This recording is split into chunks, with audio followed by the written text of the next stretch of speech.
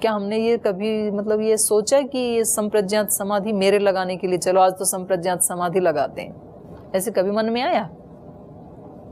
चलो आज असंप्रज्ञात समाधि लगाते हैं, तो उसके लिए पहले फिर सुबह से तैयारी करनी होगी ना। ये आज अहिंसा का व्रत लेते हैं, ना दूसरे की हिंसा करनी है ना अपनी करनी है।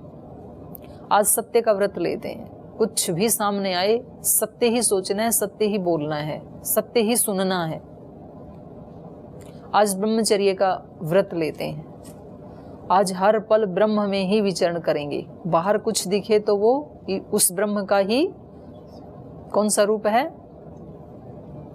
विश्वमय रूप है। और जब आंख बंद हो तो भी विश्वातीत का चिंतन, विश्वमय विश्वातीत। तो ऐसे व्रत आज सब यम नियमों का व्रत लेते हैं सुबह से शाम तक। लोग व्रत लेकर के देखो कावड़ लेके कहाँ से कहाँ जाते हैं, गंगोत्री से पैदल पैदल जाते हैं, पैरों में छाले पड़ जाते हैं। शारीरिक तप तो कर लेता है व्यक्ति, मानसिक तप में वो 1-2 घंटे में ही फिर कहता है चलो अब उठो, एक दिन में थोड़ी होगा।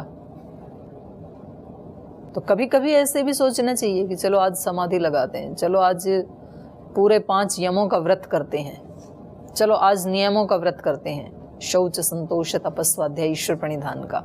शौच मतलब आज के दिन पूर्ण शुचिता से रहना है, कमरा भी, कपड़े भी, शरीर भी, वाणी भी, इंद्रियां भी, और सबसे मोस्ट इम्पोर्टेंट विचार भी, मन भी पूरा शुद्ध रहेगा। आज मन में एक भी दूषित विचार नहीं आएगा। इसके लिए मैं सुबह से शाम तक जागरूक रहूंगा, पूर्ण पवित्र मन रहेगा। तो ये शौच का व्रत हो गया। संतोष का व्रत, पूर्ण पुरुषार्थ करके आज हर पल संतुष्टि का अनुभव करूंगा। जैसे सुख दुख का अनुभव करते हैं, ऐसे संतुष्टि का भी तो अनुभव होता है ना। संतुष्ट सततम योगी, योगी ही सतत संतुष्ट रहता है।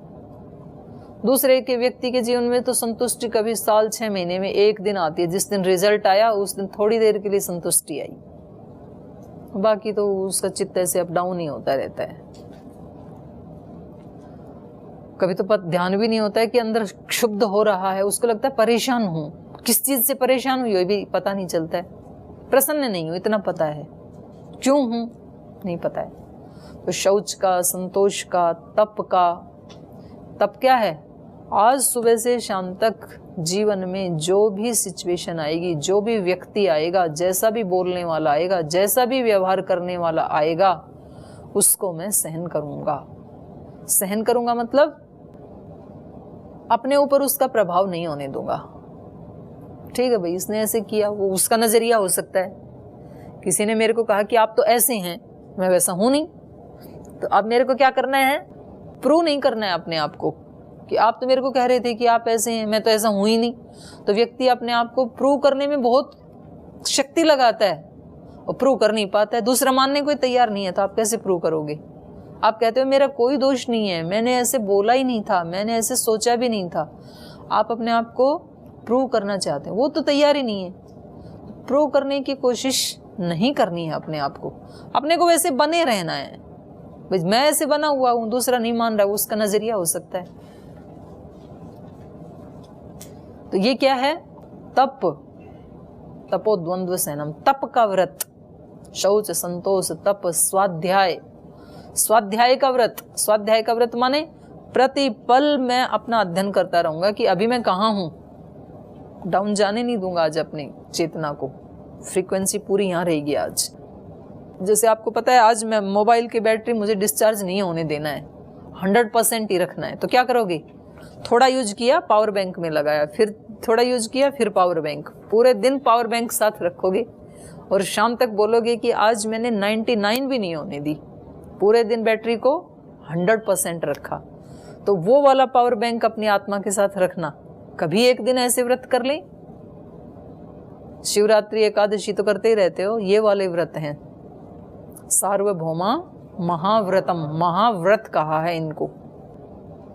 तो ये इस तरह के व्रत, शौच, यम, नियम, आसन, प्राणायाम, प्रत्याहार, धारणा, ध्यान, समाधि, तो कभी कभी उनके बारे में हमें कभी कभी क्या, फिर कभी कभी करेंगे और एक बार अगर आनंद आए तो फिर बार बार करने की इच्छा होती है। आत्मा का स्वभाव है ना ये, इसको जहाँ थोड़ा सा भी खुशी या सुख मिलता है उसको बार बार लेना चाहता है। ये स्वभाव है आत्मा का, जहाँ उसको खुशी मिलती है वो उसको और लेना चाहता है। तो ये वाली जो खुशी है ये 100% अपने ऊपर डिपेंड है। इधर एक बार आत्मा को चस्का लग गया, उसको प्राप्त करना शुरू हो गया, तो फिर वो उसके अंदर प्रवेश करता ही चला जाता है अध्यात्म में, और वो ही फिर सच्चा सुख है, शाश्वत शांति है वो। तेषाम सुखम शाश्वतम नेतरेषाम, जो अपने अंतःकरण की शांति को प्राप्त कर लेंगे उनका सुख ही शाश्वत है, बाकी का शाश्वत नहीं है, बाकी का तो फिर टूटता रहेगा।